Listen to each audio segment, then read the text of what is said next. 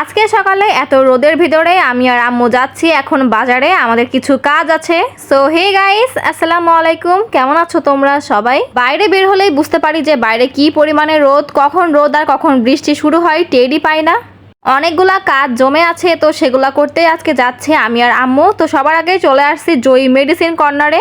তোমরা সবাই জানো আমার আম্মুর ডায়াবেটিস রোগ আছে, এই জন্য ওটাই মাপতে আসছি আমরা এখানে। ডায়াবেটিস রোগ অনেক বছর আগেই ধরা পড়ছে আম্মুর। এই রোগ যারই হয় সেই বুঝতে পারে যে কতটা কষ্টের এবং খারাপ এই রোগ। এই রোগ হলে মানুষ শুকিয়ে যায়, এছাড়াও মিষ্টি খাওয়া যায় না, মিষ্টি খেলেই অবস্থা খারাপ হয়ে যায়। আর আমার আম্মু তো অনেক বেশি মিষ্টি খায়, এই দেখো তার ডায়াবেটিস 11.6।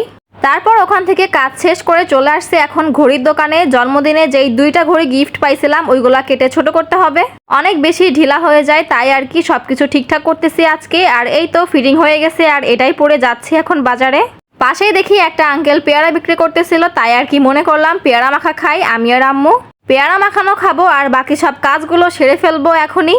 আমরা একটু লেবু শরবত খুঁজতেছিলাম কিন্তু পাচ্ছিলামই না, হয়তো দোকান বসেনি এখনো। আঙ্কেল এদিকে কাসুন্দি লবণ সবকিছু দিয়ে সুন্দর করে মাখিয়ে দিল। এখন আমি আর আম্মু টুসটুস করে খাচ্ছি আর হাঁটতেছি।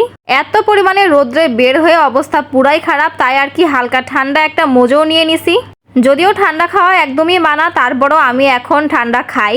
ও হচ্ছে আমার আম্মুর রেস্টুরেন্টের পোষা, এজন্যই আর কি আম্মুকে দেখেও একবারে একদম চিনতে পারছে।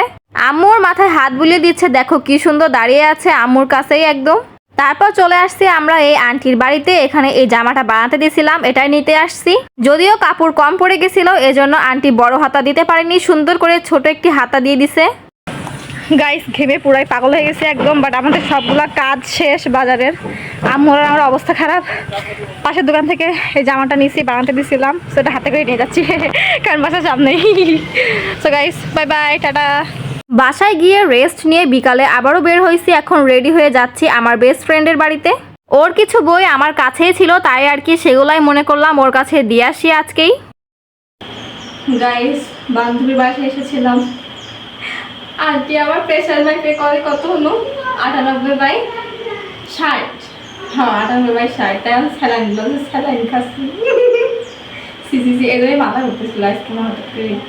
কি আর বলবো দুঃখের কথা, বাজারে গেছিলাম আজকে এই রোদের ভেতরে, এজন্য মাথাটা ঘুরে গেছিল একটুখানি। আর বাড়িতে আসতেই দেখো আন্টি আমাকে স্যালাইন খাওয়াচ্ছে একদম। এইদিকে তো শিমু বুড়ি চলে আসছে এতগুলা খেলনা নিয়ে, বলতেছে আপু তুমি এগুলা নিয়ে খেলা করো। ছোটবেলায় আমিও এগুলা নিয়ে অনেক পরিমাণে খেলা করছি, অনেক বেশি ভালো লাগতো তখন এগুলা নিয়ে খেলতে। তোমরা কে কে ছোটবেলায় এগুলা নিয়ে খেলা করছো অবশ্যই আমাকে কমেন্ট বক্সে জানাবা। এদিকে তো আমাদের দুজনের গল্পই শেষ হচ্ছে না, মানে একটার পর একটা গল্প করতেই আসি আমরা।